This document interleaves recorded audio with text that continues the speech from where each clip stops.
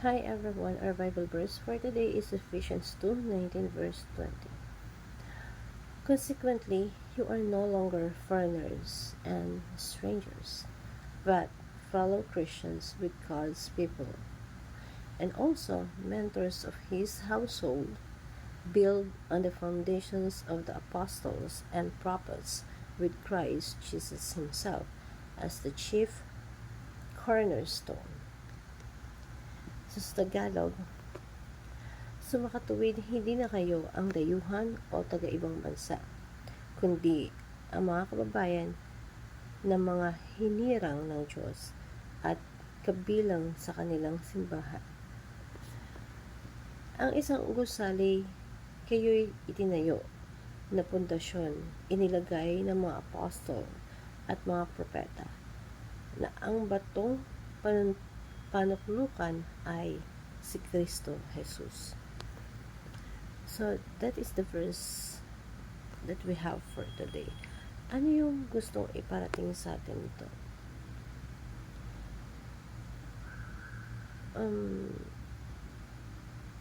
There is no more apostles' office today. There's none exists of them. But, yung nag-i-exist right now is yung mga missionaries, yung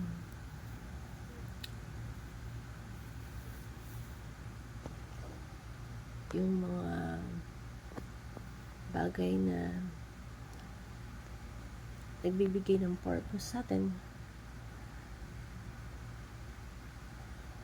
Kung ano yung binigay sa iyo ni God.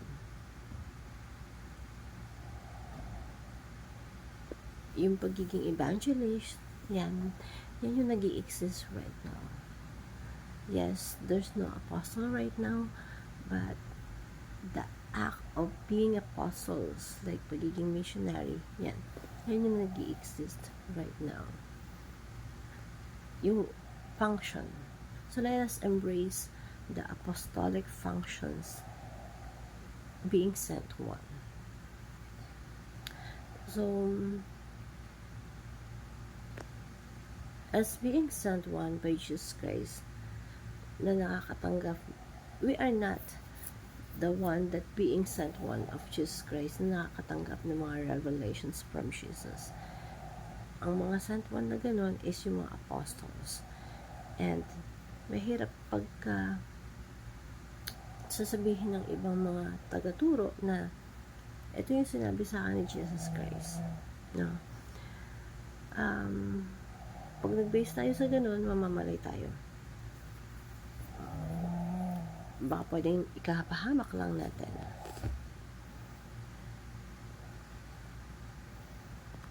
May mga tao na kung saan nangungusap ang Diyos sa kanila. Ang basis natin ay kung ano yung sinasabi ng Bible,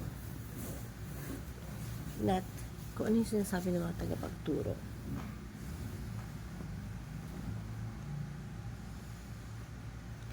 Isa sa requirements ng pagiging apostles is yung they experience the resurrections of Christ.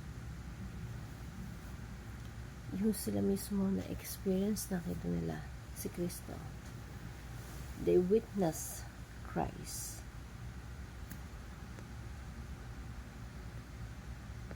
So, the Old Testament, yung mga propeta, prophets, and apostle, they are sent one. Sila yung mga sinugo ng Diyos. That's why they said, you're no longer foreigners, but fellow people of God. And they are belong to the body of Christ. The foundation's apostle is our Jesus Christ, and He is the cornerstone of. When you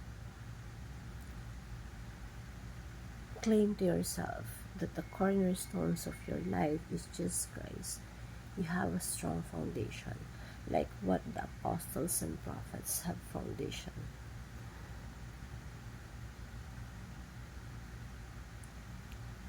Um,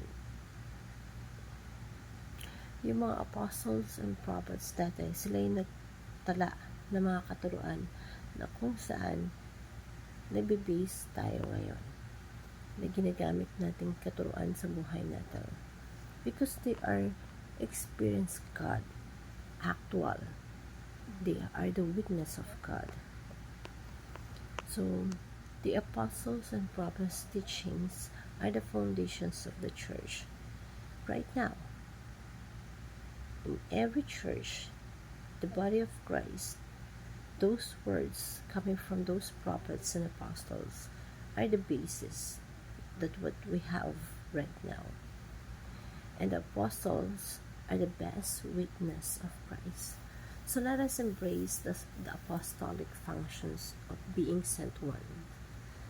Ikaw ba ay ipinadala ng Diyos para sa pamilya mo, para sa work mo, para sa community na kinabibilangan mo?